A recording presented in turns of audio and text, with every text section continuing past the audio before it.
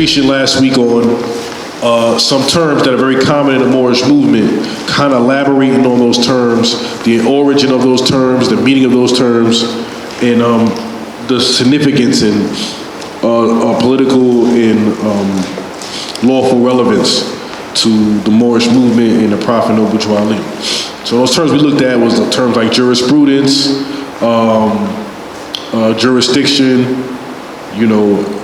natural law, and what have you.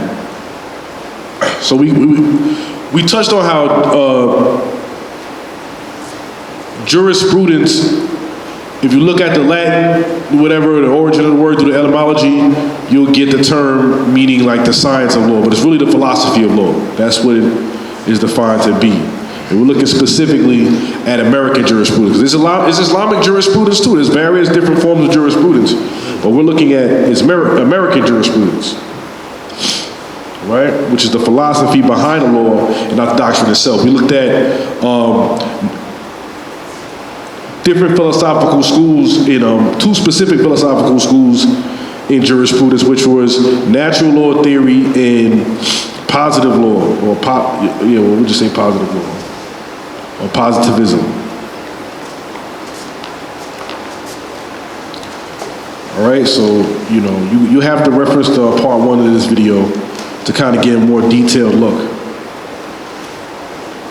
But we left off at the decline and resurgence of natural law theory, because kind of what we were talking about was with natural law theory, that was a framework that we see in the inception of the United States of America, in the forming of the Constitution in the United States of America, but then we see an evolution in philosophy where it's a more positive law, where they're looking at the letter of the law, And just to make clear, I'm gonna read the definition of legal positivism again, just so we sure. Contrary to natural law, so it's I don't want to say the polar opposite, but it's something that contradicts natural law. Legal positivism does not believe that law is derivative from divine forces, reason, or inalienable rights, which is all the type of language we went through, the different philosophers that helped influence that particular doctrine and all that. There is no need for significant moral consideration, and law is the result of social norms, like, legislature, passing laws, and, what have you, the system itself. And then the letter of the law, the process. But it has nothing to do with any divine, entities creating human beings and any rights that people are born with, anything like that. It's all derived from the social norms that are manifested through legislation.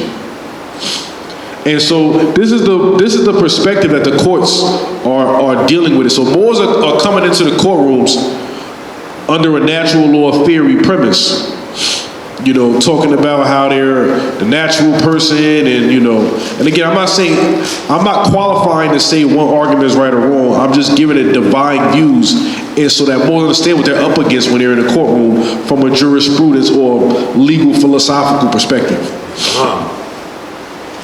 They're coming in there and they're saying, I'm a natural born person, not an artificial person, and all of these things are true in essence, and their proper status, et cetera, et cetera. But the court is just looking at the letter of the law. So the better you're able to break down the letter of the law, the more effective you'll be in the modern judicial system. All right, so there was a man by the name of John Finnis. And he was one of the major proponents in terms of the resurgence, the reemergence of natural law theory. And it's his works, among others, that influence what would become later known as sovereign citizens. Okay. So John Finnis had a response in favor of natural law theorists against or contrary to legal positivism. And he states, y'all have to forgive me, Moses, I have allergies acting up today.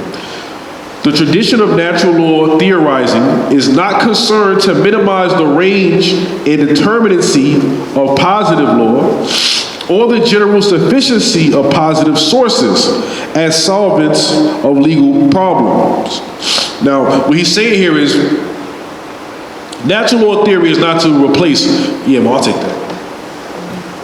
Natural law theory is not to replace, or minimize positive law, like as if natural law is going to replace the Constitution itself. Thank you, Bo. Or a state constitution, or, anything like that. So that's not to replace it. It's not to say that it's insufficient in itself. It states, rather the concern of the tradition has been shown that the act of positing law, whether judicial or legislative or otherwise, is an act which can and should be guided by moral principles and rules. That those moral norms are a matter of objective reasonableness, not a whim, convention, or mere decision. Now, we're going to unpack it just a little bit. What are the principles of the Moorish movement? You just saying, love, truth, peace, freedom, and justice. The 5 principles. So these principles are what you see me reference moral principles. These are what are known as moral principles, right? So within our positive law, within the letter of our law itself, the moral principles are ingrained in it, kind of lending to John Finnis's argument that they're not mutually exclusive. You don't have to have one or the other. Right? Where the prophet says in Act 3, love, well actually you see it in Act 2 and Act 3. All meetings ought to be open and closed promptly according to the circle 7 and what? Love, truth, peace, freedom, and justice. That's right. Right?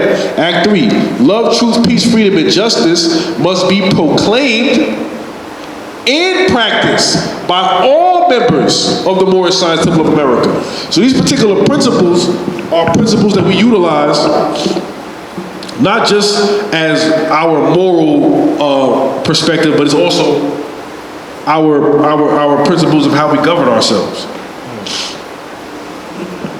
And he says that those moral norms are a matter of objective reasonableness, not of a whim, convention, or mere decision. So a judge just can't dismiss moral norms and say, well, because this judge ruled this way, we have stare decisis. We have a judicial precedent. They've ruled like this in the past, and so we don't need to take any account or attention of morality rather. So Finnis basically argued that the very act of creating or interpreting laws should be influenced by morality. So that was the approach that he took in terms of bringing about this revival. So he's basically a product as well as a participant of natural law theory, and this revival occurred in the 20th century, which was 1900s. Okay, so the timeline is going to match up now because the sovereign citizens movement, you find its doctrine may exist prior to it. Like, again, we study natural law, they'll trace some of their teachings and stuff like that to the Constitution, Founding Fathers, and what have you. But in terms of it being organized and taught and disseminated, that happened during the 20th century. So political scientists attribute 6 major events that contributed to the resurgence of natural law theory, but for the purpose of this lesson, we're only going to focus on 4. So these are the factors, the variables that led to natural law theory being disseminated and taught amongst the Europeans in America. So the first we're going to look at is the post-war recognition of human rights. And that was very important to the validation of natural law theory in modern times. Right?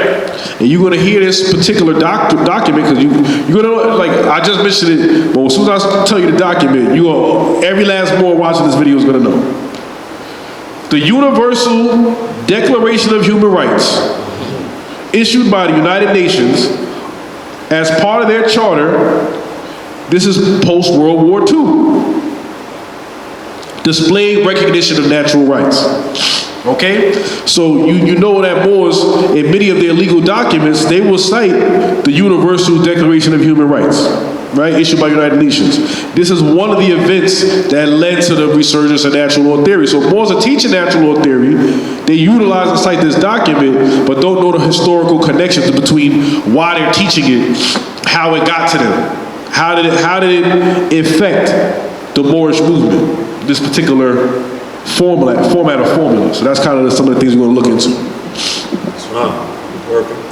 So the document did not fortify natural law over positive law. It didn't make it superior, but it harkened it to something similar to like a moral compass when legislating or arbitrating on positive law. So basically, take into consideration these particular principles outlined in the Declaration of Human Rights. Right? So Moors assume that the Declaration of Human Rights supersedes positive law. So they will cite the Declaration of Human Rights as to a reason why the United States of America has to recognize them. But the Declaration of Human Rights is not positive law in itself. Okay? The United Nations is an NGO. Okay? That is called a non-government organization. That's right. Okay? So there's no authority in terms of the Declaration, the Universal Declaration of Human Rights. You can't utilize it to impose on any existing government to recognize you. There was also another event called it was the European Convention on Human Rights. There was also the Declaration of Delhi in India, the Declaration of Delhi on the rule of law in 1959. So these several different acts, formally recognizing, or informally, however you want to perceive it, recognizing human rights, right? So then you had what was known as the Nuremberg war trials. It had a profound impact on the concept of human rights. In these trials, the principle of crimes against humanity was first introduced and instituted.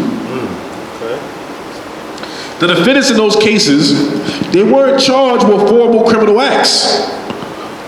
In other words, violations of codified positive law. So the people who were tried in the Nuremberg trials, just give a brief synopsis of the Nuremberg trials. The Nuremberg trials were the trials that dealt with the prosecution against the Nazis. Okay? And when they were prosecuting those criminal acts, not even criminal acts per se, but acts that were committed during World War II, they labeled as crimes against humanity. So there wasn't even no law in the books to prosecute these individuals. But it was this concept of humanity having certain kind of rights.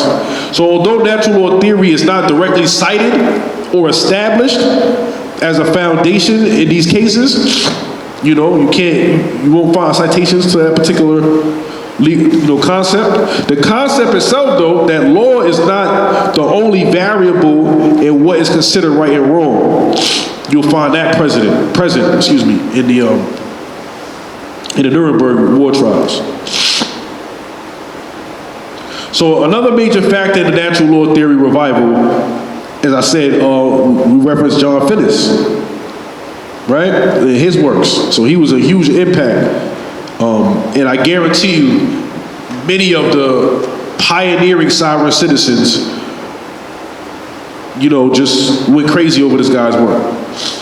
So now you boys have a reference that you could go and you could look at when you want to look at natural law and the origins of it, and the kind of, you look at the origins of it. You can read some of the other works of European sovereign citizens, and you can kind of compare it to other works, because again, we're not trying to demonize knowledge. Like, there's some things that have came out of the sovereign citizens movement that's in fact true. Like the 14th Amendment is unconstitutional, and that's something that outside of the prophet,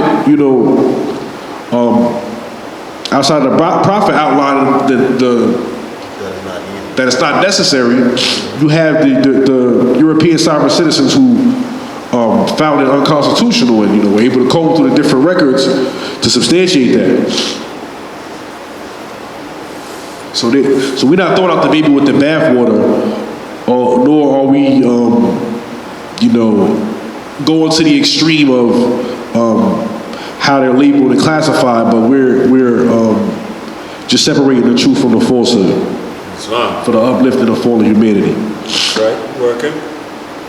So the final variable is the impact of the expansion of civil/human rights in national and state legislation and case law. So this was during a period of the Supreme Court. Usually the way they kind of identify periods in the Supreme Court is whoever this Chief Justice is, they will call it, so-and-so court. You know what I mean? So this was during the Warren Court. So this is the Supreme Court period during which Chief Justice Earl Warren presided. And during this court, during the Warren Court, they issued a number of interpretations of the Bill of Rights that established civil and human rights that were not explicitly expressed in the language of the document. For example, during the Warren Court, if I'm not mistaken, what was it? I believe it was Loving versus Virginia, which was dealing with anti-miscegenation laws, whatever, like marriage, interracial marriage, abortion rights. That's dealing with this interpretation. So they're saying certain rights are in the Bill of Rights, but it's not specifically expressed, like certain language, whatever. But you can kind of draw when you look at all of the documents or whatever, or actually all of the Bill of Rights.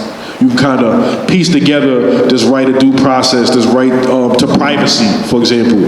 There's no right to privacy written in the, but then they'll look at the Fourth Amendment and the search and seizure, and they'll make an association. So there was justifications made during the Warren Court, right? So inherent, even within the Bill of Rights, are some of these,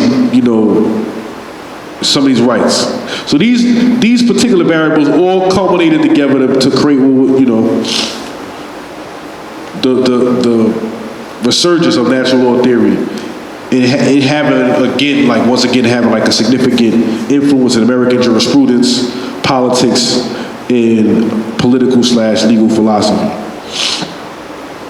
So now we're going to talk about the origins of the sovereign citizens movement, because now we kind of talked about natural law theory and how it kind of once again arose. So some people were, again, you might not even know that there was a decline in natural law theory. But you know in practice, because you see like, all right, well, the courts and the government, they're not talking like Thomas Jefferson did them, you know what I mean, unalienable rights. Like, all that go out the window when it comes to these, parking tickets and fees and, rules and statutes and all of that, right? That's right. So, we see that there was some shift at some point, but now you kind of have an outline or a place to kind of, or a way to kind of contextualize. Time, kind of synchronize the time. Okay, well, natural law theory in the, 1700s was influenced by this guy, John Locke, who was in the 1600s, and he was influenced, and all of them was influenced in the Renaissance period, and you kind of, if you look at these two videos and you pay attention to what I'm saying, you kind of get a timeline. And then there was a decline in it, legal positivism, kind of took over the court systems, and then there was a resurgence in the 20th century, the 1900s, and then, European sovereign citizens come on the scene. We won't get into more details of how the Moors came in contact with them, exchange of information, and this is how some of the sovereign citizens' information affected the Moorish movement. Oh, wow, we getting close to that time, too. I didn't even realize that. Okay, so, Islam. I just want to say, it seems like Moors that's trying to avoid their duties, they attach themselves to that when they trying to gratify their own selfish gain, when they navigate dealing with that. And there's a lot of them who be more into that instead of looking into what the Prophet did. Islam. So some Moors actually believe it's true though, because No, they got it. Some Moors actually believe it's true because I was a victim of that. Most of us were. because we wanted to find a means of when you feel as a people being oppressed by another people, you want to find some type of remedy out. And when Moors came with these, using this legal type of language that sounded very impressive, many of us was drawn to it.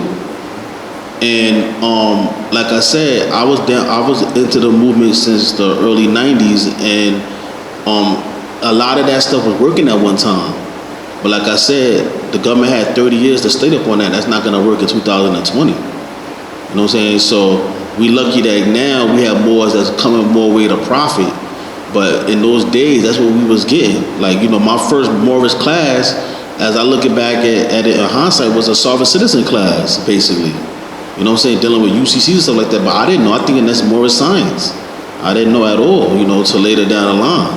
Like I said, in my demonstration, it was to when I came under the previous body that we was under, that Grand Sheik gave me more perspective on, you know, what us Moors' birthright is really dealing with pertaining to Abraham Lincoln's executive order. That's a piece. Islam, Moors. So, like, you know, kind of like you hear the Grand Sheik. That's just one story, and you know, he's coming from a different era, but it had this particular information, this paradigm has persisted for decades now. That's right. And it has with the advent of social media, it has reached now newer generations.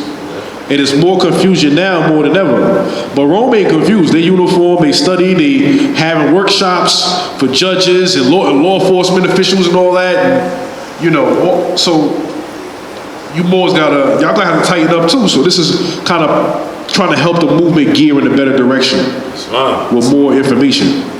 So I'm gonna close out on this last one. I'm just gonna give a brief introduction to the origin of the sovereign citizens movement, but just give you a roadmap for next time we discuss this. Basically gonna be the origin of the sovereign citizens movement, you know, the sovereign citizens movement, how it came in contact with the Moors, and the impacts of that and stuff like that. All right, so just to touch on the origin of the sovereign citizens movement real briefly. The sovereign citizens movement is basically a terminology that was coined that references an extremist ideology that does not recognize the legitimacy of certain or all government institutions and laws. All right, so that's my definition of what that is. So individuals and groups who fall under this umbrella are classed as domestic terrorists by the Federal Bureau of Investigations. This is why we're in the Moorish Science Temple of America discussing this, because it's you Moors and Asiatics that will also be targets and who are targets and being classed based on some of the things that you're saying and doing. You know? So the crux of their philosophy is that although they inhabit the geographical region under the jurisdiction of the United States, or purported jurisdiction of the United States from their contention, they contend that they are separate or sovereign from the government, the constitutional government of the United States of America. Or in some of them saying they're a part of the constitutional, but the one that's in operation isn't the constitutional, so you know, you just have to bear in mind there's different variations of this. So they believe that they are outside of the jurisdiction of the courts, the Department of Motor Vehicles, law enforcement, tax agencies, as well as government authority in general. So there are some issues with some of the agencies that exist in government and some of the practices in government, but all that goes into kind of what the co-chairman was demonstrating on in terms of the 14th Amendment and et cetera, et cetera. We'll get into that at another time. We're just going to kind of finish summarizing this real briefly in the next minute or two. Some of the methods that they employ as resistance to government exercise of authority is they create illegitimate courts where they issue warrants for law enforcement, judges and bureaucrats. They also file lawsuits and place liens on public officials for acting in their professional capacity. Some of their acts are not criminal, but are considered a nuisance by the government. Okay, so putting a lien on a person isn't criminal in itself. It is not. It is not. This is debt collectors quite frequently, and so many, if not all of us, you know what I mean, have been victims of, you know, some form of aggressive claims of their debt, and liens are just one example. Nazim there's more Crips. They had guys, they call them paper terrorism. They was doing the lean thing on the prosecutors. The judge wouldn't touch it. But you're right, the federal judges, they do retreats to counter that. They get together and they go, because once that lien is broken, it basically falls on the person that put it. Right. I mean, it wreaks havoc on their personal lives. So you imagine you just a police officer, you just doing your job, you think you're serving your country, you're serving your state, your city, and then they try to, put a lien on you. Suddenly you can't, you fall behind in your house, they trying to take you home, you about to lose your car. So you understand, even though it's not illegal, it's a move that is causing harm as well as confusion, because that law enforcement officer may not have even been that bad of a person. He doesn't know what you're talking about. He knows what he was trained to do and nothing more than that. He's not a master of the Constitution. He knows nothing about the Prophet Noble Ali. He or she's just showing up to work, and then there's some issue. So some of their acts are not criminal but considered nuisance by government, as I said. But in addition, sovereign citizens are known to commit and again, this kind of where overlap comes in, because there's confusion between extremist militia groups and the sovereign citizens. And it's kind of the Ku Klux Klan. All of this stuff kind of amalgams in. So, just a couple of things that they do besides threaten, they threaten judges, police officers, public officials. They pose as law enforcement or diplomats with some type of documentation. They circulate counterfeit currency, fake passports, fake license plates, and other kind of white-collar crimes like fraud, redemption scams and all this other stuff. There's so many things that, is practiced, and the Moors took these tactics and methods and started to apply it in the Moorish movement. And as you'll see, as I'll present in our next demonstration, many Moors have been locked up, have lost their homes, have lost their jobs. In some cases, have lost their citizenship. They just gave it up. They expatriated, and now they're on the corner somewhere trying to sell you, soaps and oils and nationality packs and or other kinds of stuff, whatever they could, get a couple dollars for, because they're no longer able to support themselves within the system, because they wanted to do away with their Social Security and stuff like that. But we have a method and a technique and a tactic that we feel should be a national agenda that will allow us to work within the system and not have to give up our nationality, our birthright, or give up jurisdiction, but also maintain the privileges that you get in terms of, citizenship. So Moors, we're going to end off on that note, and next week we'll kind of try to bring it all together. So with that, Moors, make sure if you haven't, like, subscribe, share the videos with your family and friends, and anytime, come visit us, 317 Claremont Avenue, Brooklyn, New York, from 12 to 3 p.m., 3rd floor. And with that, hit that bell button too. So that matter of fact, so that way you get those notifications. You'll know when we upload. We typically upload every Sunday, Monday. And with that, boys, I say it's love and peace.